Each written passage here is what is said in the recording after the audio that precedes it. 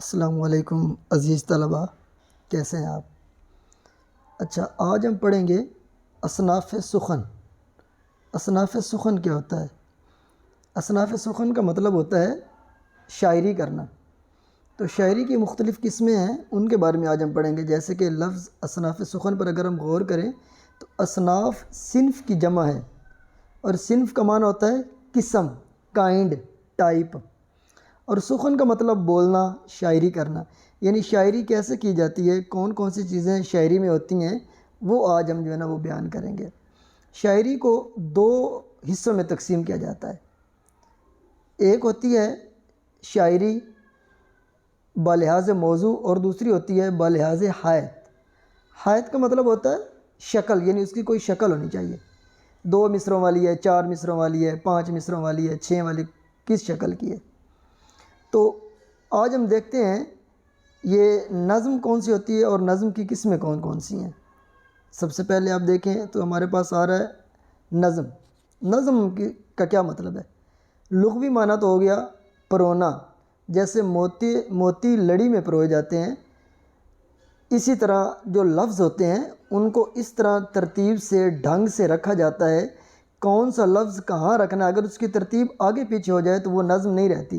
یعنی جیسے ہم مالا بناتے ہیں، ایک ہار بناتے ہیں، ایک لڑی پر ہوتے ہیں موتیوں کی، تو وہ ہر موتی کی ایک مخصوص جگہ ہوتی ہے، اسی پر اس کو سجانا ہوتا ہے، تب مالا خوبصورت لگتی ہے۔ تو اس میں بھی شاعر کہہ رہا ہے کہ ہماری جو نظم ہے اس کے لیے 4 چیزوں کا ہونا ضروری ہے۔ کون کون سی؟ اس کے لیے ہمارے پاس قافیہ ہونا چاہیے، ردیف ہونا چاہیے، بحر ہونا چاہیے، اور وزن ہونا چاہیے۔ یہ 4 چیزیں جب ہوں گی تو وہ ہماری نظم کہلائے گی۔ اگر یہ 4 چیزیں اس میں شامل نہیں ہوں گی تو پھر وہ نظم نہیں کہلائے گی۔ یہ نیچے کچھ نظم لکھنے والے شعراء بھی ہیں، نظیر، اکبر آبادی، حالی، اقبال، حفیظ، احسان دانش، فیض اور مجید امجد وغیرہ۔ اچھا، پابند نظم۔ پابند اور نظم میں کیا فرق ہوتا ہے؟ پابند نظم اور نظم میں یہ فرق ہوتا ہے کہ جو پابند نظم ہوتی ہے اس میں یعنی 4 چیزوں کا ہونا ضروری نہیں ہے۔ اس میں بحر ہوتا ہے، وزن ہوتا ہے اور قافیہ ہوتا ہے پابند میں، لیکن اس میں ردیف کا ہونا ضروری نہیں ہے۔ یعنی ردیف کے بغیر بھی پابند نظم لکھی جا سکتی ہے۔ یہ نظم اور پابند نظم، یعنی نظم میں 4 چیزوں کا ہونا ضروری ہے، قافیہ، ردیف اور بحر اور وزن، جبکہ پابند نظم میں 3 چیزوں کا ہونا ضروری ہے۔ ردیف نہ بھی ہو تو کوئی خاص فرق نہیں پڑتا، ہم نظم لکھ سکتے ہیں۔ تیسری نظم کی قسم ہے آزاد نظم۔ یہ سب سے آزاد ہوتی ہے، اس میں نہ قافیہ ضروری ہے، نہ ردیف ضروری ہے، نہ اس میں وزن کا ہونا ضروری ہے، نہ بحر کا ہونا ضروری ہے۔ جیسے یہ آپ لوگوں نے نا سیکنڈ ایئر کے اندر منیر نیازی کی نظم پڑھی ہے، آزاد، ہمیشہ دیر کر دیتا ہوں۔ یا ایک آپ یہاں بھی اپنی سکرین پر بھی یہ نظم دیکھ سکتے ہیں۔ اس میں دیکھیں کوئی جو ہے نا وہ اس کا مصرع جو ہے نا وہ بڑا ہے، کوئی چھوٹا ہے۔ زندگی سے ڈرتے ہو، دیکھو اینڈ پر کویسچن مارک آ رہا ہے، سوالیہ نشان۔ زندگی تو تم بھی ہو، زندگی تو ہم بھی ہیں۔ آدمی سے ڈرتے ہو، اب یہ دیکھو کوئی مصرع بڑا آ رہا ہے، کوئی چھوٹا آ رہا ہے، اور دیکھو اس میں قافیہ اور ردیف کی بھی کوئی پابندی نہیں ہے۔ یعنی قافیہ جن کی آوازیں ملتی جلتی ہیں، اور ردیف جو جوں کہ توں لفظ دہرائے جاتے ہیں، اور وزن اور بحر بھی برابر نہیں ہے۔ یعنی وزن اور بحر سے مراد ہوتا ہے کہ دونوں مصرے برابر ہونے چاہیے، ایک وزن پر ہونے چاہیے۔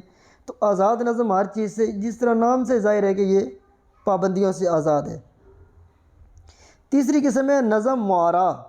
نظم معارہ جو ہوتی ہے نا، اس میں 2 چیزوں، وہ کہہ رہے ہیں کہ 2 چیزیں ضروری ہیں۔ اس میں بحر ہوتا ہے اور وزن ہوتا ہے۔ یعنی اگر آپ یہ دیکھیں اس کی آگے جو مثال دی ہوئی ہے انہوں نے، تو یہ ہمارے پاس اے میری امید، میری جان نواز، اے میری دل سوز، میری کار ساز۔ اب اس کے اندر بحر اور وزن دیکھ لیں کہ مصرے تقریباً برابر ہیں، کوئی بڑا نہیں مصرع، کوئی چھوٹا نہیں۔ لیکن یہ نیچے والے اگر آپ دونوں مصرے پڑھیں تو یہ دیکھیں کہ اس میں بحر اور وزن تو برابر ہے، لیکن قافیہ اور ردیف اس میں نہیں ہے۔ تو یہ نظم اس کو معارہ پڑھتے ہیں۔ آگے ہماری قسم آ رہی ہے مثلث۔ اب مثلث کو ہم انگریزی میں ٹرائی اینگل کہتے ہیں۔ اب ٹرائی کا مطلب 3 ہوتا ہے، جس طرح ہم دیکھو ٹرائی سائیکل کہتے ہیں، 3 پہیوں والی سائیکل۔ تو یہ اگر ہم لفظی مطلب پر غور کر لیں نا، یا عربی کی بہت ساری چیزیں اردو میں مستعمل ہیں۔ اب یہ مثلث دیکھو نا، عربی کی ہم گنتے ہیں، واحد، 1، اثنان، 2، ثلاثہ، 3۔ یہ ثلاثہ سے مثلث بنا ہے۔ تو ہمیں یہ عربی بھی آنی چاہیے اردو کو سمجھنے کے لیے۔ تو مثلث سے مراد ایسی نظم جس کے ہر بند میں 3 مصرے ہوتے ہیں. پھر اس میں تھوڑی پابندی بھی ہے کہ 3 مصروں میں سے جو ہے نا وہ پہلے 2 مصرے جو ہوتے ہیں ان کا قافیہ ایک جیسا ہوتا ہے اور تیسرے کا الگ ہوتا ہے قافیہ، اور وہ اگلے کے ساتھ بھی مل جاتا ہے. تو یہ ہماری ہے مثلث. مثلث کی یہ دیکھیں مثال انہوں نے دی ہے، زیست دشوار ہے جب دل کی اذیت ہوگی، کل وہ گھر جائے تو سخت قباحت ہوگی. ابھی دیکھو اذیت اور قباحت ان دونوں کا کیا ہو گیا، قافیہ مل گیا نا. جبکہ تیسری لائن جان رخصت میرے تن سے دم رخصت ہوگی، تو یہ تیسرے کا اس کا تیسرا بھی مل گیا ہے، لیکن کبھی کبھار پہلے 2 جو ہوتے ہیں ان کا ایک جیسا ہوتا ہے اور تیسرے کا اگلے کے جو دوسرا باندھ ہوتا ہے اس کی تیسری لائن کے ساتھ ملتا ہے. جیسے نیچے بصارت لکھا ہوا ہے، رخصت اور بصارت، اور نیچے وہ معطل اور اوجل یہ دونوں آپس میں برابر ہیں. تو یہ ہماری ہے مثلث. مثلث کے بعد ہے ترکیب بند. ترکیب بند کون سی نظم ہوتی ہے؟ یہ وہ نظم ہوتی ہے جس میں کئی باندھ ہوں، یعنی اس کے اندر ضروری نہیں ہے کہ وہ 4 مصرے ہوں گے، 5 مصرے ہوں گے، 6 مصرے ہوں گے یا 8 مصرے ہوں گے. تو یہ ترکیب بند وہ نظم ہوتی ہے جس میں کئی باندھ ہوتے ہیں.